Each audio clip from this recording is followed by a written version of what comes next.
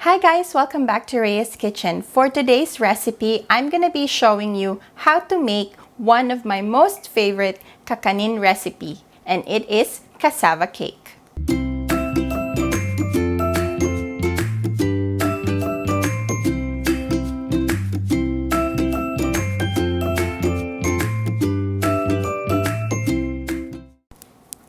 So this recipe is one of my most favorite and go-to recipes that I use when we have gatherings, parties, and sometimes pag-requested lang ni hubby. So I'm gonna be showing you simple ingredients that you can easily find on your Asian supermarket. There are two parts to this recipe, the actual cassava cake and the topping. So I'm gonna be showing you the ingredients for the cassava cake first. So we need 2 packs of grated cassava. You can also use freshly grated cassava. We need 1 cup of granulated sugar, 1 cup of evaporated milk, 2 eggs, half a cup of cheddar cheese, 1 can of coconut milk, half cup of melted butter, and we're gonna be using half a can of condensed milk. So let's get started. Okay, all we have to do to make our cassava cake is to mix all the ingredients. So I already have the 2 packs of grated cassava here in the bowl. And then we'll mix in our sugar,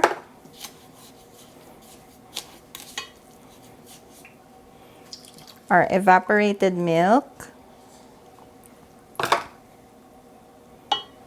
our melted butter,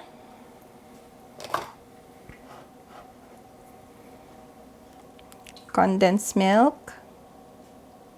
So again, I'm only using half a can of condensed milk. I'm gonna be using the other half for our topping.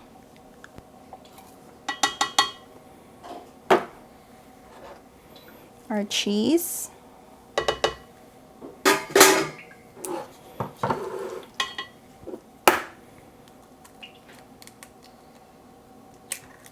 Eggs. Okay. Yan. And then we'll just mix this first. And then we'll pour in our coconut milk last.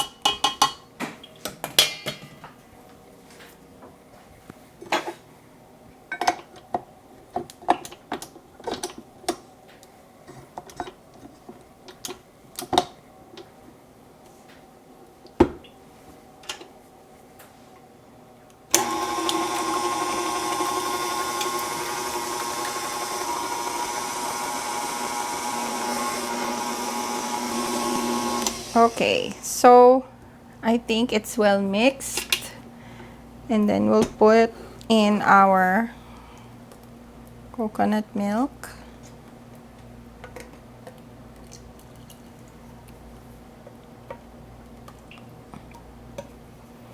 And then we'll mix again for about 1 to 2 minutes, and then we'll transfer our mixture to our pan.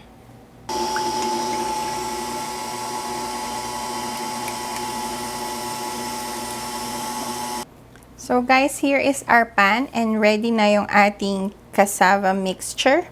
So we'll just transfer this to our pan. Make sure na nag-grease nyo na yung pan para hindi didikit.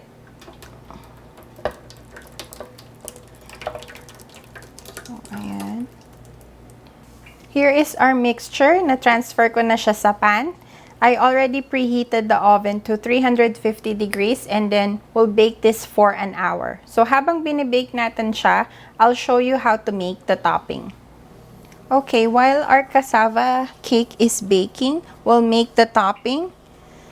So magpi-preheat lang tayo ng ating pan at very low heat. And then we'll transfer our coconut milk. This is about half a cup of coconut milk. And then we'll pour in half can of condensed milk.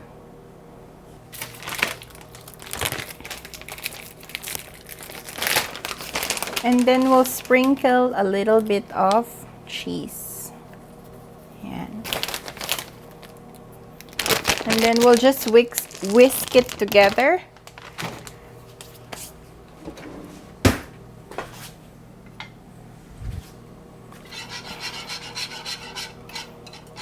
Until ma-well incorporate na siya.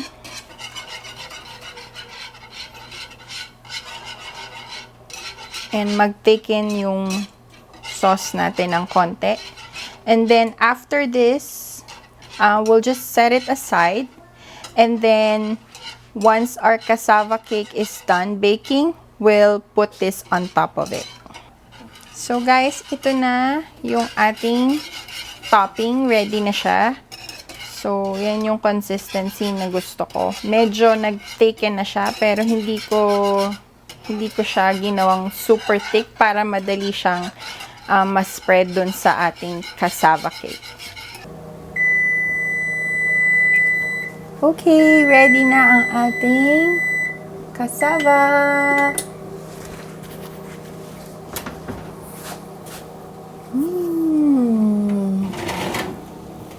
Bango.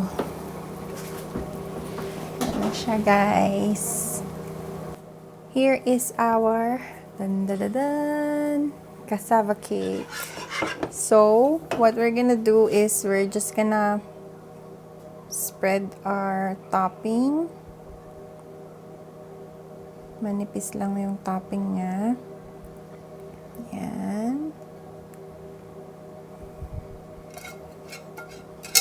And then we'll put this back in the oven to broil for about 5 minutes para lang mag-brown yung top color niya. And then it will be ready to serve.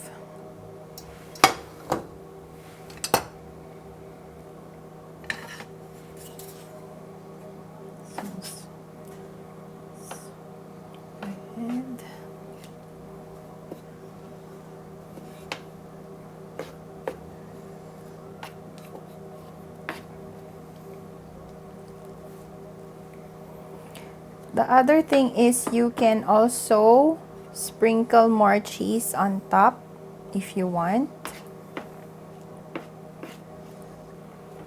So guys, we'll put this back in the oven to broil for about 5 minutes. And make sure na i-check nyo lang in between para hindi masunog yung ating topping.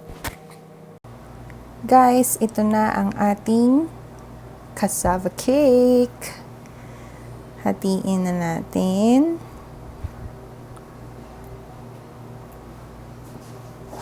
Yan.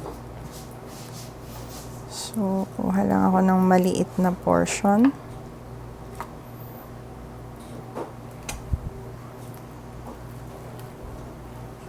Yan.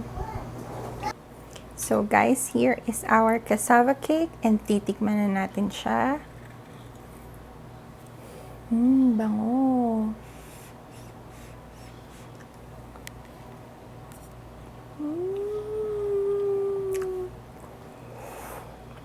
Init pa niya, guys.